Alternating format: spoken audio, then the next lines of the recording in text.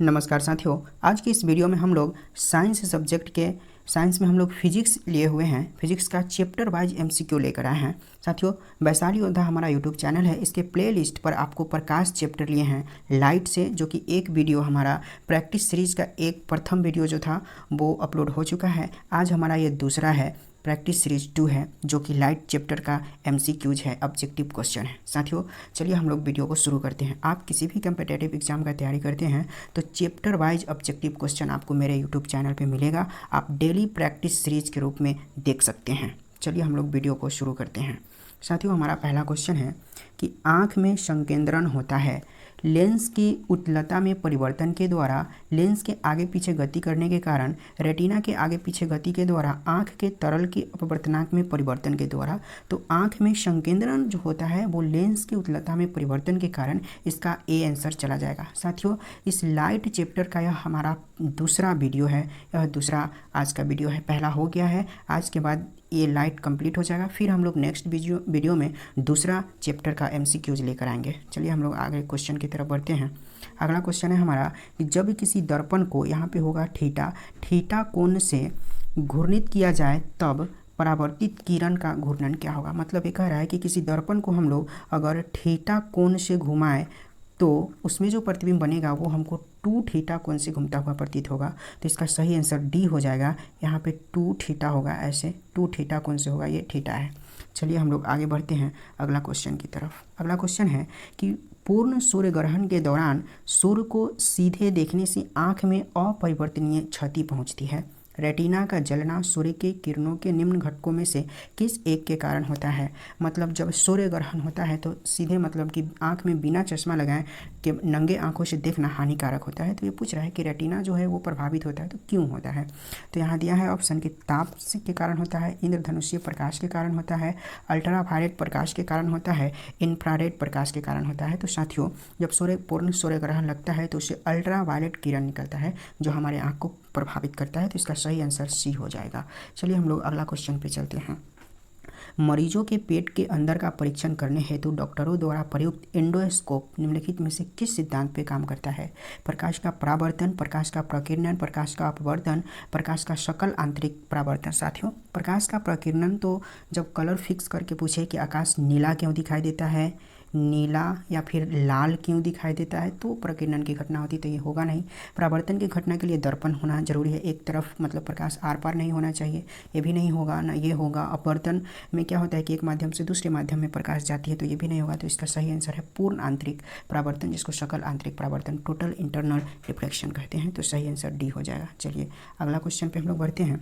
किसी अपारदर्शी वस्तु का रंग उस रंग के कारण होता है जिसे वह, कोई अपारदर्शी वस्तु है तो उसका जो कलर है वह किसके कारण होता है, जिस रंग को वह अवशोषित करता है, अपवर्तित करता है, परावर्तित करता है, प्रकीर्णित करता है। तो इसका सही आंसर है कि वह परावर्तित करता है। कोई भी वस्तु जिस कलर का दिखता है उस कलर को वह परावर्तित करता है। तो इसका सही आंसर सी हो जाएगा। चलिए हम लोग अगला क्वेश्चन पे आते हैं।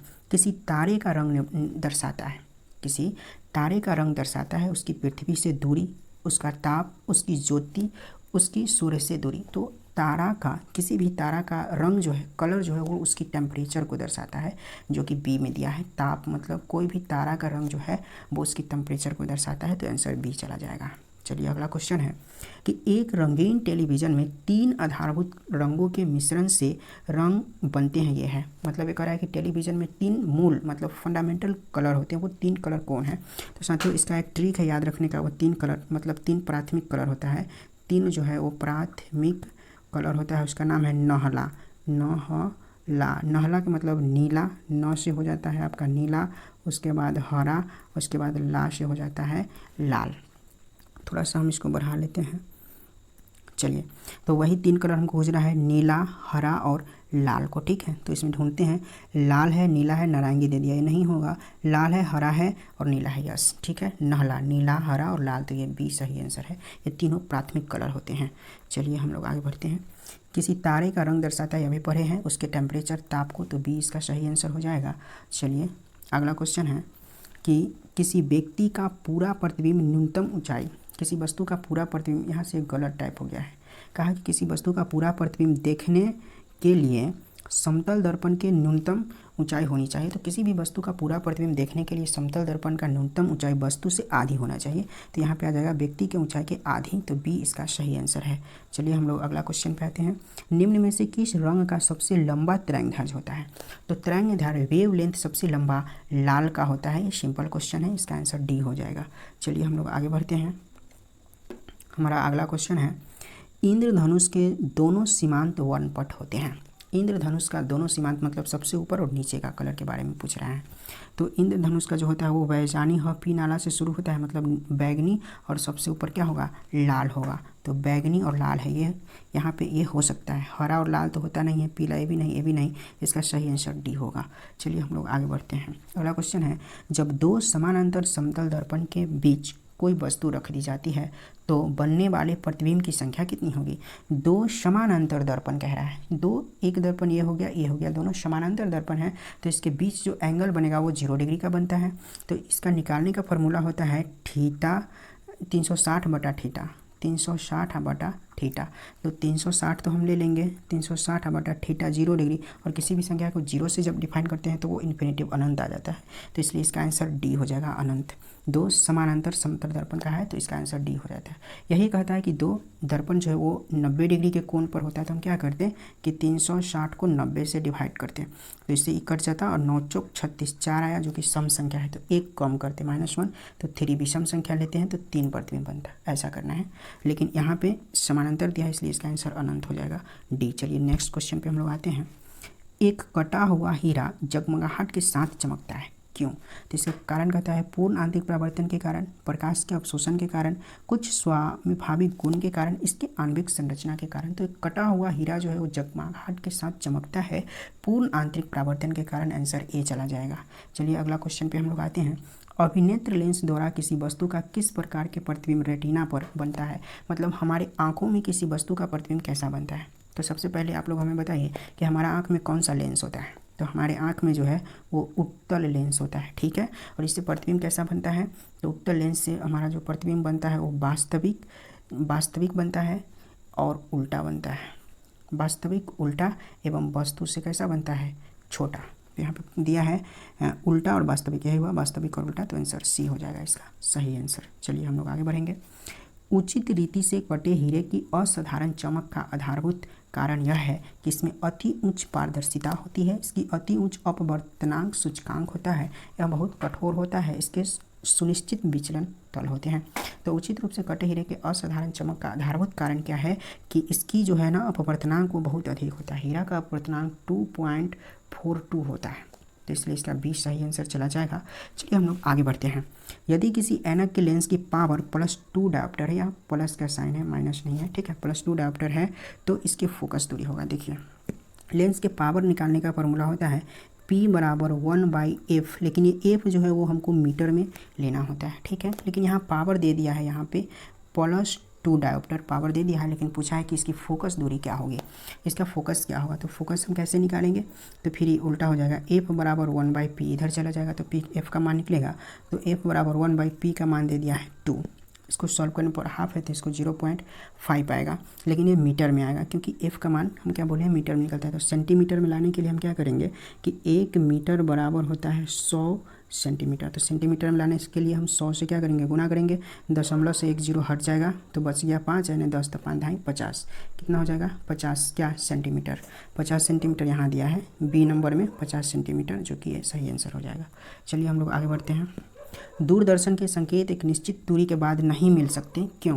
क्योंकि संकेत दुर्बल है, एंटीना दुर्बल है, वायु संकेत को अवशोषित कर लेती है, पृथ्वी की सतह वक्राकार है। तो दूरदर्शन के संकेत एक निश्चित दूरी के बाद नहीं मिल सकते क्योंकि पृथ्वी की सतह जो है वो क्या है, वर्गाकार है। इसका सही आंसर डी हो जाएगा। चलिए हम लोग आगे बढ़ते हैं।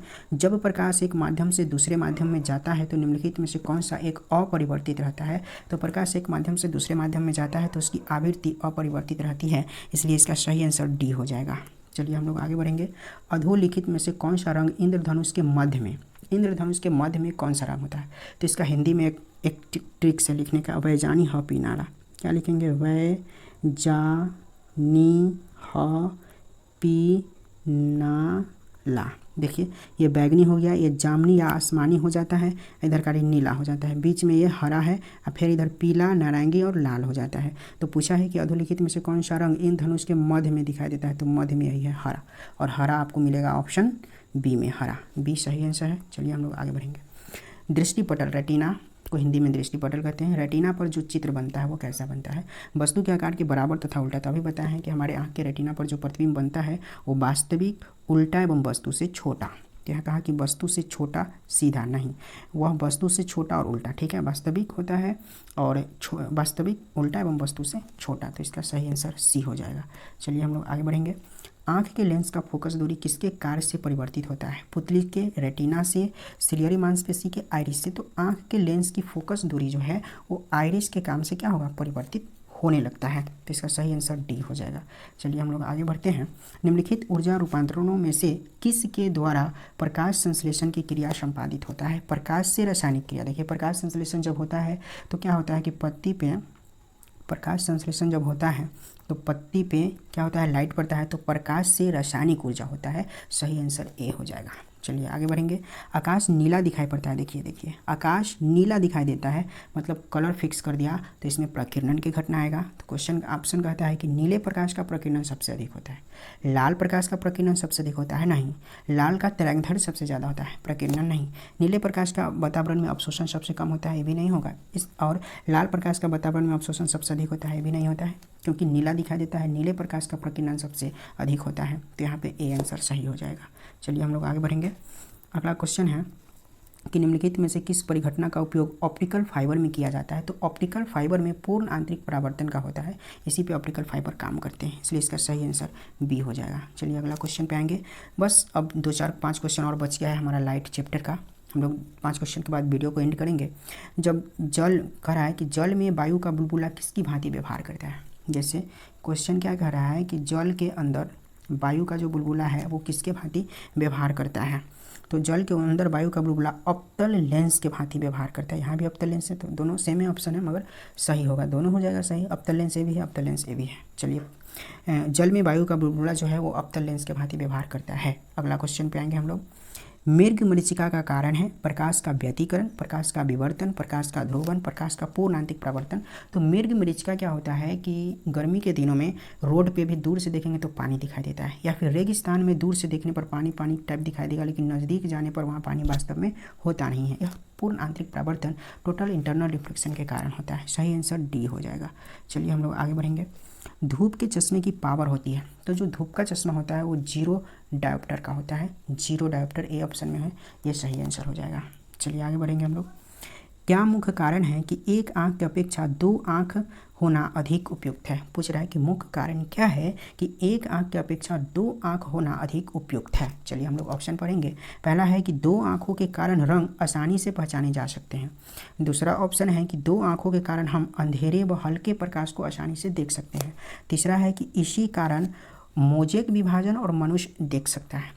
इस कारण से दूरी और गहराई का एहसास होता है। तो साथियों एक आंख की अपेक्षा 2 आंख का होना जो है इसका उपयुक्त कारण है कि इस कारण से दूरी व गहराई का एहसास हो सकता है, इसलिए 29 का जो है डी सही आंसर हो जाएगा। चलिए हम लोग आगे बढ़ेंगे। तंतु प्रकाश की मतलब ऑप्टिकल फाइबर संचार में संकेत किस रूप में प्रवाहित होता है, तो प्रकाश तरंग, रेडियो तरंग, सूक्ष्म तरंग, विद्युत तरंग। तो दोस्त ये तंतु प्रकाश की मतलब ऑप्टिकल फाइबर की बात कर रहा है तो उसमें प्रकाश तरंग होता है, ए इसका सही आंसर है। चलिए हम लोग आगे बढ़ेंगे। निम्नलिखित कथनों में से कौन सा सही नहीं है, मतलब गलत को ढूंढना है। मृग तृष्णा एक प्रकाशिक भ्रम है जो प्रकाश के पूर्ण आंतरिक परावर्तन से उत्पन्न होता है, तो सही ही है। सर्च लाइट में अवतल दर्पण होता है, ये भी सही है। गर्मी के समय में सामान्य सफ़ेद या हल्के रंग वाले कपड़े गढ़े रंग के कपड़े से वरीयता देता है, ये भी सही है। एक छोटे छिद्र वाला उत्तल दर्पण डॉक्टर द्वारा रोगियों के कान नाक नहीं उत्तल दर्पण का प्रयोग नहीं, डॉक्टर द्वारा रोगियों के कान नाक आँख का जो इलाज किया जाता है उसमें उत्तल दर्पण नहीं अवतल दर्पण किया जाता है, ये गलत है और गलत ही ढूंढना है, इसलिए इसका डी सही आंसर हो जाएगा। चलिए हम लोग आगे बढ़ेंगे। तंतु प्रकाश की संचार में संकेत किस रूप में प्रवाहित होता है, तो इसका तो पढ़े अभी प्रकाश तरंग, ये सही आंसर है। चलिए अगला क्वेश्चन ये है कि वायुमंडल में प्रकाश के विसरण का कारण है, तो वायुमंडल में प्रकाश के विसरण का उसके धूलकण के कारण विसरण होता है। चलिए हम लोग आगे बढ़ेंगे। अगला क्वेश्चन है कि जब लाल, नीला और हरा प्रकाश पुंज एक स्थान पर पड़ता है तो प्रकाश का रंग। देखिए लाल, हरा और नीला ये तीनों के तीनों जो है वो प्राथमिक रंग है। कैसा रंग है? तीनों के तीनों जो है ना वो प्राथमिक कलर, और एक साथ पड़ने पर वह कैसा दिखाई देगा? सफ़ेद, जो कि डी में है। डी सही आंसर हो जाएगा इसका। चलिए आगे बढ़ेंगे कि प्रकाश में 7 रंग होते हैं, रंगों को अलग करने का क्या तरीका है? तो एक प्रिज्म से रंगों को अलग किया जा सकता है, बिल्कुल किया जा सकता है, ये इसका सही आंसर है। चलिए अब 35 क्वेश्चन था, ये लास्ट मेरा क्वेश्चन है साथियों। हम फिजिक्स के अभी लाइट चैप्टर कंप्लीट हो गया मेरा। लाइट के बाद दूसरा चैप्टर लेकर आएंगे, उसका ऑब्जेक्टिव क्वेश्चन, चैप्टर वाइज पूरा फिजिक्स, कंप्लीट फिजिक्स का ऑब्जेक्टिव क्वेश्चन कराएंगे। हमारे वैशाली योद्धा यूट्यूब चैनल के प्लेलिस्ट पर आप देख सकते हैं। Thank you.